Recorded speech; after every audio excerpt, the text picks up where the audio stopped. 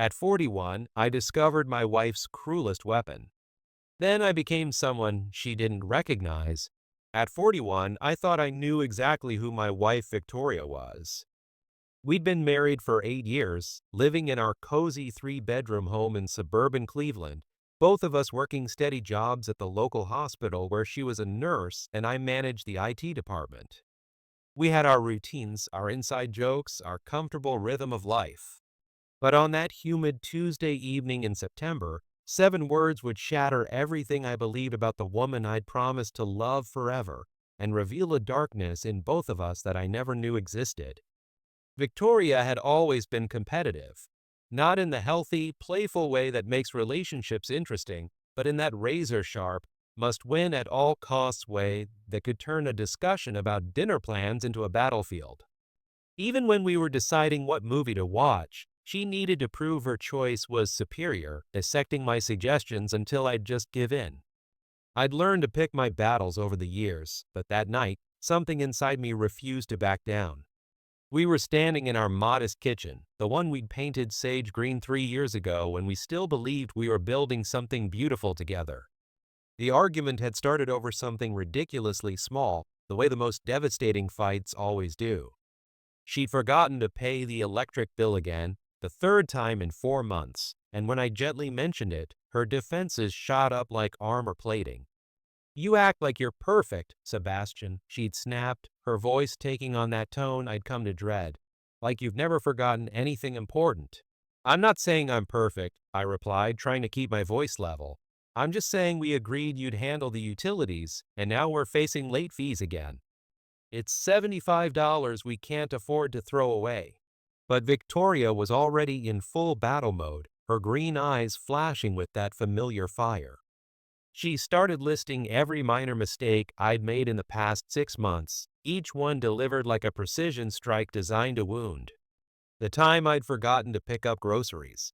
The evening I'd been late from work without calling. The weekend I'd spent watching football instead of fixing the leaky faucet in the bathroom. I felt my own frustration building, that familiar tightness in my chest that came when she transformed into this version of herself, this person who seemed to view our marriage as a competition she was determined to win. My voice grew firmer, more insistent, as I tried to redirect us back to the actual issue. But Victoria just escalated further, her words becoming sharper, more calculated to hurt. That's when she paused, her lips curling into something that wasn't quite a smile. I could see her mind working, searching for the perfect weapon, the one sentence that would end this argument decisively in her favor. And then she found it. "You argue too much for a man," she said, her voice dropping to that deadly quiet tone that made my blood run cold. "No wonder you're lacking in that area." The words hung in the air between us like poison gas, visible and toxic. For a moment, I couldn't even process what she'd said. The kitchen seemed to tilt around me, the familiar walls suddenly feeling foreign and hostile. I felt something crack inside my chest, not break entirely, but develop a hairline fracture that I knew would never fully heal. I didn't shout back. I didn't slam my fist on the counter or storm out dramatically. Instead, I just stood there, watching this woman I'd loved for nearly a decade, wondering how she could have reached so deep into my soul and pulled out my most carefully hidden shame. Because she had no way of knowing about my past, about the wounds that her casual cruelty had just torn wide open. Without saying a word, I turned and walked away. Behind me, I could hear Victoria calling my name, her voice already shifting from triumphant to uncertain, but I couldn't bear to look at her. The damage was done, and we both knew it. What Victoria didn't understand was that her 7 words had transported me back 23 years to a high school locker room where I'd been 17 and desperately trying to prove myself. Back then, I'd been smaller than the other guys, a late bloomer who threw himself into academics and computer programming while my classmates were bulking up and dating. The cruel whispers had followed me through the hallways like shadows, rumors about my masculinity that had no basis in reality but spread like wildfire anyway. I'd managed to ignore most of it until the day Jennifer Morrison, the girl I'd been hopelessly in love with since freshman year, had overheard some particularly vicious gossip in the cafeteria. When I'd finally worked up the courage to ask her to prom, she'd looked at me with a mixture of pity and disgust that still haunted my dreams decades later. "Sebastian," she'd said, loud enough for nearby tables to hear, "maybe you should ask someone more. Your speed." The laughter that followed had been like acid on my skin. But it was the look in her eyes that had really destroyed me, that cold assessment that found me wanting in the most fundamental way possible. From that moment, I'd carried the secret fear that maybe they were right, that there was something essentially lacking in my manhood. College had helped me rebuild my confidence somewhat. I'd grown 6 inches, filled out, learned to project the kind of quiet competence that attracted mature women who valued intelligence over bravado. But those teenage wounds had never fully healed, just scarred over with layers of adult success and carefully constructed self-assurance. Then I'd met Sarah during my first job after college. She was smart, beautiful, seemed to appreciate my gentler approach to masculinity. We'd moved in together after 18 months, and I'd started to believe that maybe I'd finally found someone who could love me exactly as I was. For 3 years, I let myself be vulnerable with her, sharing dreams and fears I'd never told another soul.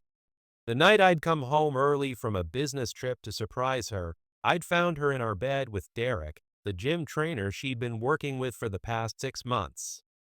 When I'd stood frozen in the doorway, she hadn't even had the decency to look ashamed. Instead, she'd just shrugged, pulling the sheets around herself casually. "Come on, Sebastian," she'd said, her voice matter of fact. "You had to know this was coming. You're just not enough for me in any way that matters." The words had hit me like a physical blow, confirming every fear I'd carried since high school. I'd spent the next 4 years in therapy, slowly rebuilding my sense of self-worth, learning to separate my identity from other people's cruelty. By the time I'd met Victoria at a hospital fundraiser 7 years ago, I'd thought I was finally healed. Victoria had seemed different from the beginning. She was direct without being cruel, confident without being dismissive. When we'd made love for the first time, she'd looked into my eyes with such genuine desire that I'd felt truly seen for the first time in my life. Our physical relationship had always been passionate, fulfilling for both of us.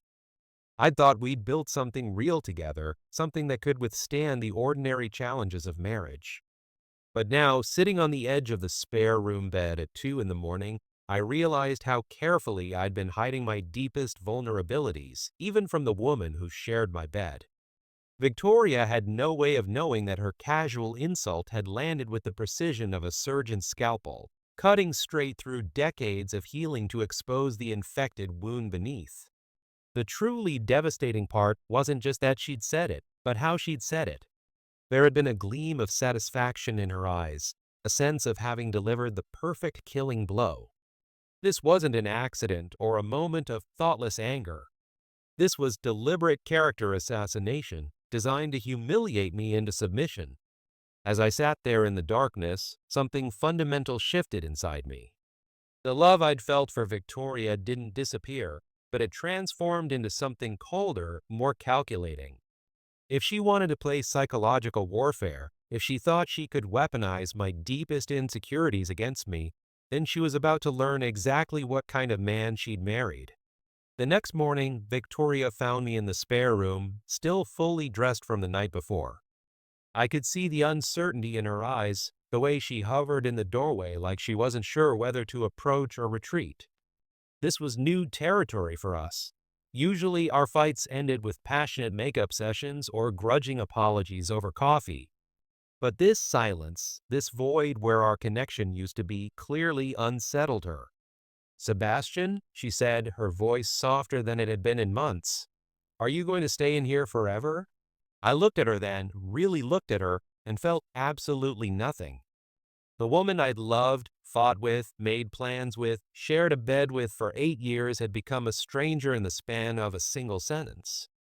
When I spoke, my voice was calm, almost pleasant. "I'm fine here," I said. "Thank you for asking." The formality of my response clearly caught her off guard. She stood there for another moment, waiting for me to elaborate, to give her some indication of how to navigate this new dynamic between us. But I simply returned my attention to the book I was reading, dismissing her as casually as she dismissed my worth as a man. Over the next few days, I implemented what I privately called my strategic withdrawal. I didn't argue with Victoria, didn't engage in dramatic confrontations, didn't give her the emotional fireworks she was clearly expecting. Instead, I simply began treating her like a polite stranger who happened to share my living space. When she cooked dinner, I thanked her courteously and ate in silence. When she tried to start conversations, I responded with noncommittal pleasantries that revealed nothing about my inner state. When she reached for me in passing, I stepped aside with the practiced grace of someone avoiding contact with an acquaintance they didn't particularly like. The effect on Victoria was immediate and profound. I could see her growing more desperate with each passing day, her competitive nature frustrated by having no clear opponent to battle against. She tried cooking my favorite meals, leaving little notes around the house, even attempting to seduce me with the kind of lingerie that had once driven me wild with desire. But I remained politely, devastatingly indifferent to all of it. What she didn't understand was that her cruelty had unlocked something in me that I'd kept carefully controlled for decades.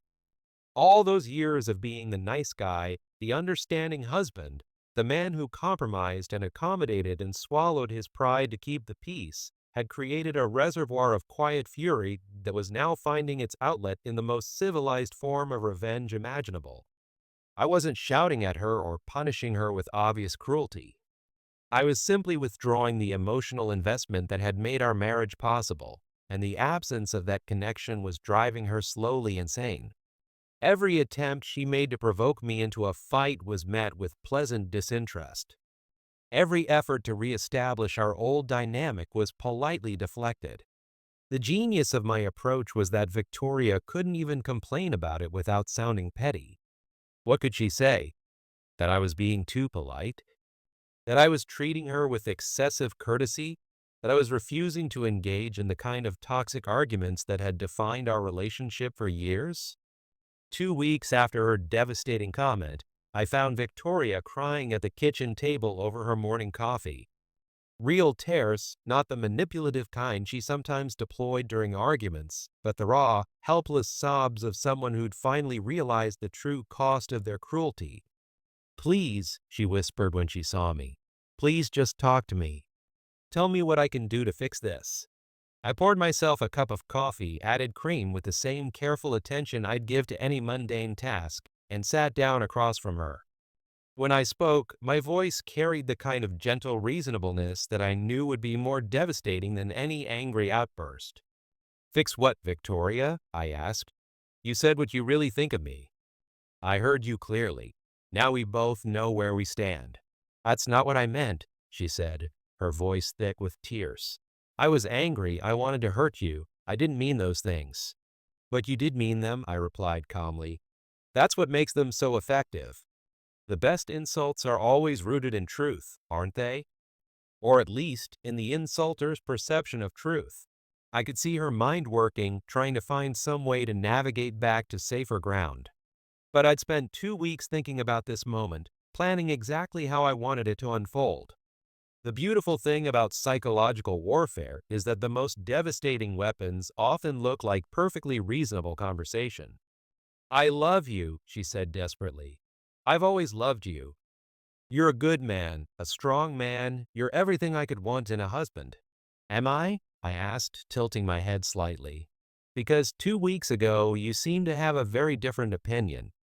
In fact, you were quite specific about my deficiencies." The word hung between us like a blade. Victoria flinched as if I'd slapped her, finally understanding that her casual cruelty had consequences that extended far beyond a single argument. This wasn't going to be resolved with apologies or promises to do better. The trust that had taken years to build had been shattered in 7 words, and we both knew it couldn't be rebuilt with good intentions. "What do you want from me?" she asked, her voice barely above a whisper. I considered the question seriously, taking a slow sip of my coffee while she waited in agony for my response. The truth was, I didn't want anything from her anymore. Her casual emasculation had freed me from the burden of caring about her opinion, her needs, her emotional state. For the first time in our marriage, I was operating from a position of complete emotional independence. "I don't want anything from you, Victoria," I said finally. "That's the point." The devastation in her eyes was intoxicating. After years of walking on eggshells around her competitive nature, years of swallowing my pride to avoid her wrath, years of compromising my own needs to keep the peace, I was finally seeing her experience the powerlessness she'd inflicted on me countless times. But I wasn't finished yet. The next phase of my campaign would be even more subtle, more psychologically sophisticated. I began what I thought of as strategic excellence, becoming the kind of husband that no reasonable person could criticize while simultaneously making Victoria feel increasingly inadequate by comparison. I started doing all the household tasks she'd traditionally handled, but I did them better. I cooked elaborate meals that made her simple dinners look pathetic by comparison. I organized our finances with a precision that highlighted every mistake she'd ever made with money. I maintained our home with the kind of attention to detail that made her previous efforts look sloppy and half-hearted. When friends came over, I was the perfect host, charming and attentive and considerate, making sure everyone felt welcomed and valued while Victoria struggled to match my sudden transformation into domestic perfection. I volunteered for extra projects at work, earned recognition from my supervisors, started attending industry conferences that elevated my professional profile. The message was clear without ever being stated directly. If Victoria thought I was lacking as a man, I would demonstrate exactly what kind of man I actually was. And in the process, I would make her question every assumption she'd ever made about our relationship dynamic. The psychological pressure was relentless and completely deniable. If anyone had asked, I was simply being a better husband, a more engaged partner, a man who is committed to excellence in all areas of his life. But Victoria understood the subtext. Every perfect meal was a reminder of her own culinary limitations. Every flawlessly organized space was a critique of her housekeeping. Every professional achievement was evidence of capabilities she'd underestimated. 3 weeks into my campaign, I overheard her on the phone with her sister, crying as she described the changes in our marriage. But even then, she couldn't articulate exactly what I was doing wrong. How do you complain that your husband has become too good at everything? How do you explain that someone's excellence feels like a form of punishment? "He's just different," she said through her tears. "It's like he's proving some kind of point, but I don't know what it is or how to make it stop." Her sister's response was predictable. "Maybe he's finally stepping up. Maybe this is good for your marriage." But Victoria knew better. She could sense the cold calculation behind my sudden perfection, the way each act of domestic excellence was really an act of psychological warfare. She was living with a stranger who wore her husband's face, and the uncertainty was eating her alive. That's when she made her fatal mistake. Unable to tolerate the suspense any longer, she decided to go through my phone looking for evidence of an affair or some other concrete betrayal that would explain my transformation. What she found instead was something far more devastating. I'd been researching divorce lawyers, not just casually browsing, but conducting serious due diligence on the best family law attorneys in our area. I'd downloaded financial planning software and been modeling different scenarios for asset division. I'd even started looking at apartments, smaller places that would be suitable for a newly single man starting over. But the most damning evidence was a document I'd titled Marriage Analysis, a brutally honest assessment of our relationship that read like a post-mortem examination. I'd cataloged every instance of her competitive cruelty over the years, every time she'd chosen winning over kindness, every moment when her need to dominate had poisoned what should have been loving interactions. Victoria found this document on a Saturday morning while I was at the gym. When I returned home, she was sitting at our dining room table with my laptop open in front of her, her face pale with shock. The document was displayed on the screen like evidence in a criminal trial. "What is this?" she asked, her voice trembling with a mixture of rage and fear. I set down my gym bag and looked at the screen, genuinely surprised that she'd found it. I'd thought I'd been more careful with my password protection, but apparently my security hadn't been as sophisticated as my psychological warfare. "It's exactly what it looks like," I said calmly. "An honest assessment of our marriage." "You've been planning to leave me," she said, her voice rising toward hysteria. "This whole time, you've been playing some kind of sick game, pretending to be the perfect husband while secretly plotting to destroy our life together." I sat down across from her, the same position I'd taken during our coffee conversation weeks earlier, and gave her my full attention. The moment felt significant, like the climax of a carefully orchestrated performance. "I haven't been pretending anything," I said. "I've been showing you exactly the kind of husband I'm capable of being when I'm not walking on eggshells around your knee to win every interaction. The question is, why does my excellence feel like a threat to you?" The accuracy of my observation hit her like a physical blow. She tried to form a response, but we both knew I was right. My transformation hadn't been about deception or manipulation. It had been about revealing capabilities that her competitive nature had suppressed for years. "You're punishing me," she said finally, "for one stupid comment made in anger."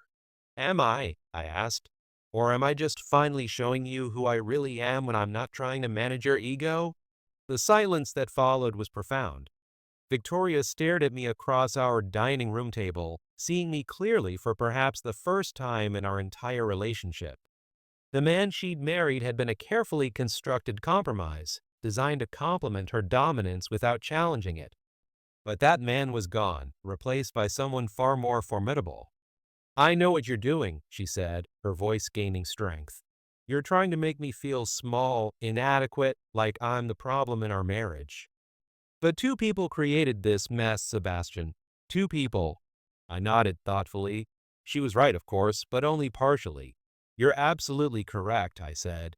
"Two people did create this situation.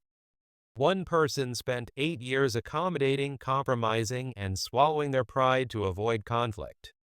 And the other person spent 8 years taking advantage of that accommodation, pushing boundaries, and competing instead of collaborating. The question is, which person are you?"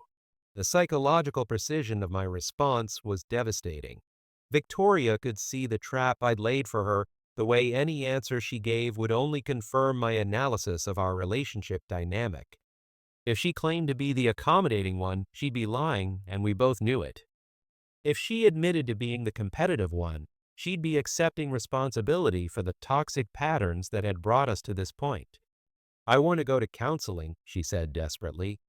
"I want to fix this to fix us. I'll do whatever it takes." "Will you?" I asked. "Because fixing this would require you to fundamentally change who you are. It would mean giving up the need to win, to dominate, to prove your superiority in every interaction. It would mean treating me as an equal partner instead of a competitor to be defeated. Are you actually capable of that level of transformation?" The question hung between us like a challenge. Victoria opened her mouth to answer, then closed it again, seemingly realizing that her words would ring hollow without corresponding actions to back them up. She'd made promises before, during previous fights, only to slide back into old patterns once the immediate crisis had passed. "I don't know," she said finally, and the honesty of that admission surprised us both. "But I want to try." It was the first genuinely vulnerable thing she'd said to me in months, possibly years. For a moment, I felt a flicker of the old tenderness I'd once felt for her, a memory of the woman I'd fallen in love with before her competitive nature had poisoned everything between us.